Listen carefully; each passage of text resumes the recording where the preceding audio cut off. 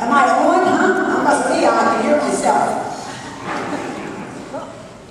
Before we get started into the real shindig tonight, I have just a little blonde joke I'm going to tell you. Everybody will appreciate a blonde joke. Lynn and Judy were doing some carpenter work on a Habitat for Humanity house. Lynn was nailing down house siding.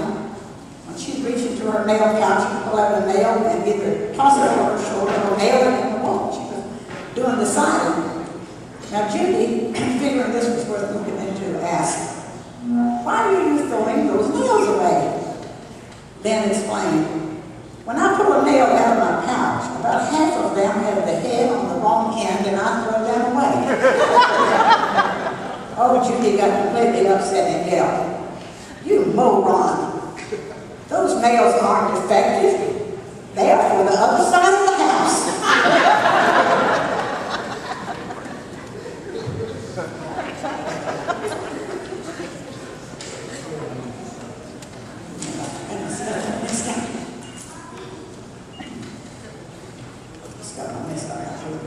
Just give me a minute.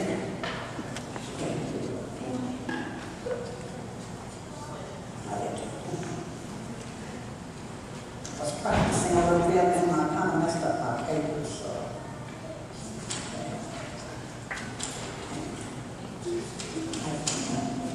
Something messed up.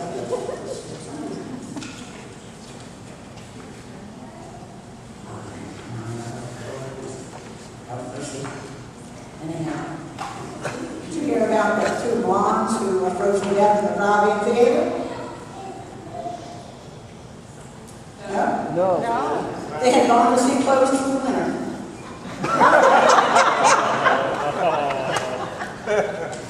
They went to see clothes for the winter, and they froze to death.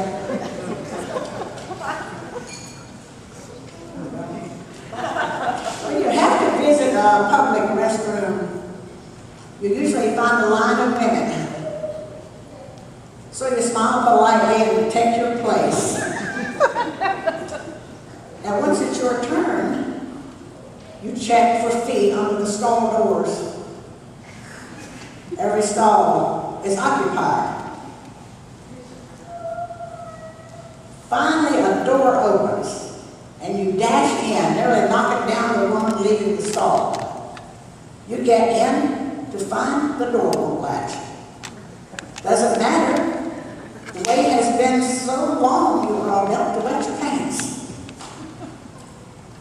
The dispenser for the modern seat covers, invented by someone's mom, no doubt, is handy but empty. And you would hang your purse on the door hook if there was one, but there isn't. So you carefully but quickly drape it around your neck. Mom would turn over in her grave if you put it on the floor. You yank down your pants and you assume the stance. In this position, your aging, toneless, God, I should have gone to the gym. Thigh muscles begin to shake. You would love to sit down, but you hadn't taken time to wipe the seat or lay toilet paper on it, so you hold the stance. To take your mind off the trimming thighs, you reach for what you discover to be the empty toilet dispenser. In your mind, you can hear your mother's voice saying, "Honey, if you had tried to clean the seat, you would have known there was no toilet paper." Your thighs shake more. And you remember the tiny tissue that you blew your nose on yesterday. The one was still in your purse. Oh yeah, the purse around your neck, and now you have to hold it up, trying not to strangle yourself at the same time. That will have to do. You crumble it in the puffiest way possible. It's still smaller than a 50-cent piece. Someone pushes your door open, the latch doesn't work. The door hits your purse, which is hanging around your neck in front of your chest, and you and your purse topple backward against the tank of the toilet. You scream as you reach for the door, dropping your crumbled tissue in the water on the floor. Lose your footing altogether and slide down directly onto the toilet seat. It is wet, of course. You hold up, knowing well that it's too late. Your bare bottom has made contact with every imaginable germ and life form on the uncovered seat because you never laid down your toilet paper. Not that there was any, even if you had taken time to try. You know that your mother would be utterly appalled if she knew, because you're certain her bare bottom never touched a public toilet seat, because frankly, dear, you just don't know what kind of diseases you could get.